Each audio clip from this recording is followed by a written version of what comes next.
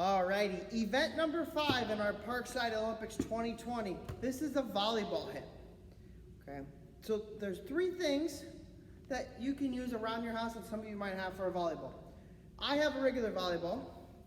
Mrs. Picker's using a beach ball, but you can also use a balloon if you have one, or you can use any type of any other type of ball for this event. A playground ball. Okay.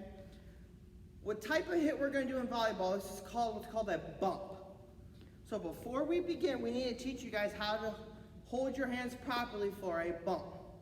First thing I want you to do is I want you to put your hands out in front of you, and I want you to put your hands together like you're holding your hands. Make sure both of your thumbs are on top, and your arms are going to go together. Your arms are going to go straight out. When you go to bump the volleyball, you are going to bend your knees a little bit, and when you go to bump, you're just going to raise your arms.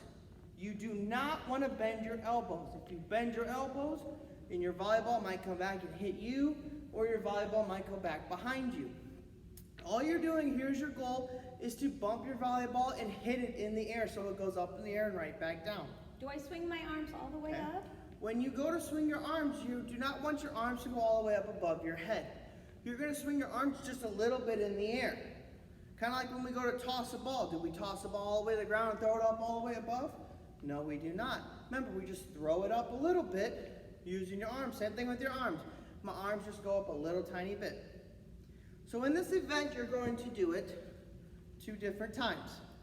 The first time in this event, you're just going to see how many volleyball hits you can do in 1 minute.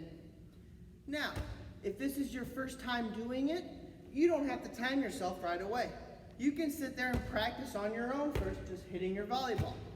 When you feel like you're comfortable and you're ready to go, you're going to set your iPad to 1 minute, and you're going to count how many volleyball hits you can do in that 1 minute. Go ahead. You keep your arms straight, and you're just hitting it up. Okay? It doesn't have to go super high. It can go low. If you hit it and you drop it, remember, just pick it back up and start again. I'm barely moving my arms up in the air. It's just bouncing off. After the 1 minute, you stop.